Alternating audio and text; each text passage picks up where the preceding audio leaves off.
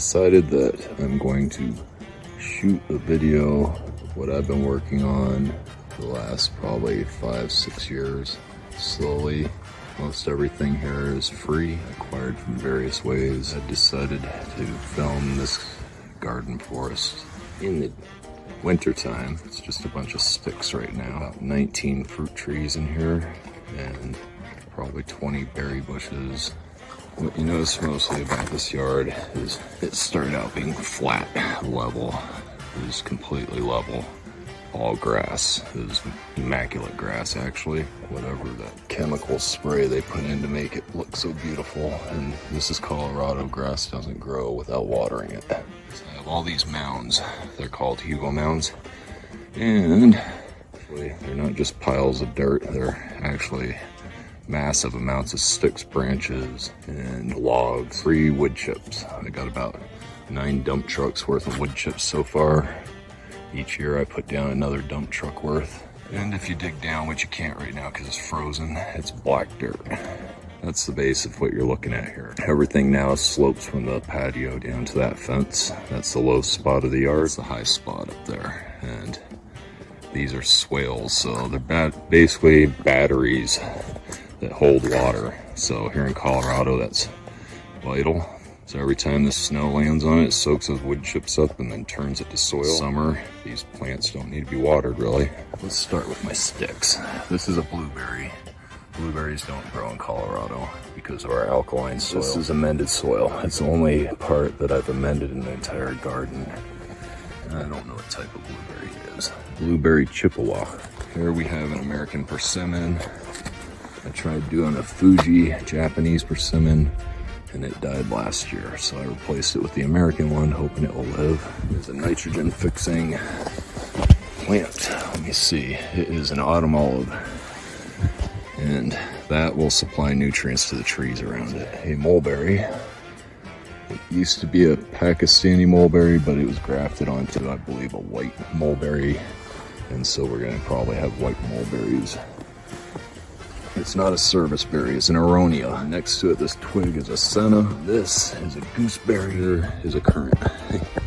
And below my feet, these are cascade hops that grow up the entire length of this tree. That is an American hazelnut, an apricot.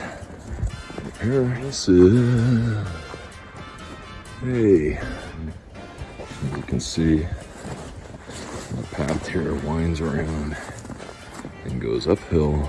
There's my doggy. 3 peaches that I planted about 50 of these seeds. The squirrels ran off and planted them elsewhere, and these 3 popped up. I kept them. I ordered another jujube to put over there and probably a cherry tree because I don't have any cherries that survive. Another mulberry. That's a black mulberry.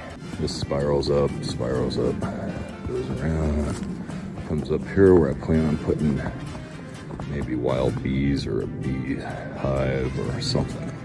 Something's going there eventually. Maybe more trees. That is a dogwood next to the dog. There's a doggy wood next to the doggy.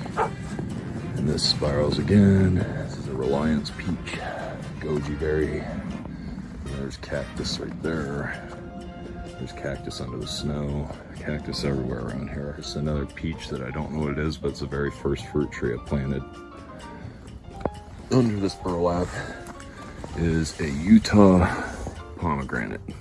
I'm protecting it. This is a volunteered locust that I plan on growing just for shading for now, and then I'll chop it down. Behind it is a Russian pomegranate. Here is another jujube. It didn't like where it was, so I moved it here.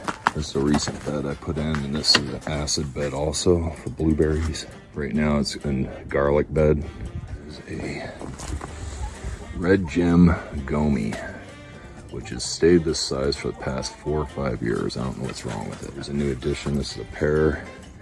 It's supposed to be the most resistant to blight.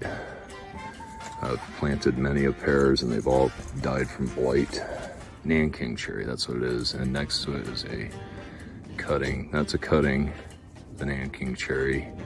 And this stick next to it is another currant. Stanley, I think it's a Stanley plum.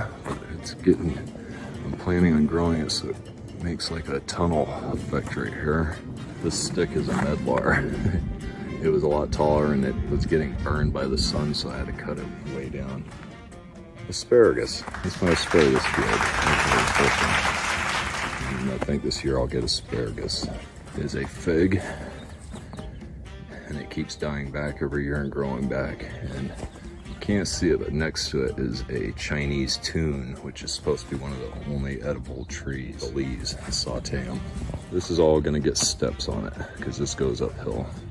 So it makes sense, right? There's a bunny. On the ground is a boysenberry. This thing takes off every year. It hasn't really put out too much fruit, but it's been growing like a monster. Another plum. Don't remember the name of it. This is a Chinese variety. Down here is another gomi. I think it's red scarlet gomi. I have rhubarb under here. It's not gonna come out. A bunch of stuff like horseradish and sorrel and elecampane and comfrey and all that good stuff under there. It's dormant. Something plum, I don't remember.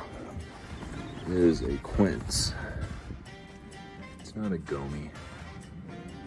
This is a Jonathan apple. This is a Macintosh apple. Buffalo berry. It hasn't really grown much. Banana over there. It was given to me by Beverly in Tennessee. We'll see if that lives. Below it is a variety of bamboo. Another currant. This is a Chinese haw. Elderberry. That's a black lace elderberry. And this is an American elderberry. There's bloody dock down there. You can't see. There's sorrel. There's a grapevine. Right here, they go up. And I chopped it to there. But this year it should cover this whole trellis. There's 3 varieties of figs down there. Passion fruit vine over there. But it's some kind of invasive vine that fruits. There's another bamboo over here. Another grapevine down there growing. Grapevine right here, going up this one. And that grapevine over there actually put out grapes last year. Alright, I think that wraps up what's visible. There's a lot of stuff I planted and forgot about, and then there's stuff that pops up, and then I'm like, oh yeah, that's what I remember putting that in. That's my backyard in dormancy period. I almost forgot to show you one more thing. These are all my cuttings, hoping they all turn into trees or bushes, because that would increase a lot. I'd definitely fill in a lot of space for cheap if I can get them to root. I think one of the most important aspects of this yard is the shade trees. So these are 2 probably 50-year-old locusts. They provide shade for all these baby trees, which would probably scold without Grandma and Grandpa tree.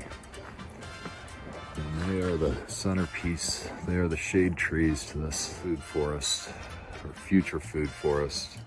I plan on one day walking back out here and having it look like a jungle. That's what I'm going for. And self-sufficiency as much as I can, at least in the summertime, and can in the winter. I forgot to tell you about these 2. So I got kiwi right there, over there, and over there. And I had a batch here a year ago and they all died, so I replanted them. I'm hoping that they come back, but it's most unlikely. They need a huge amount of water, and I just didn't water them enough last year, and I didn't shade cloth them.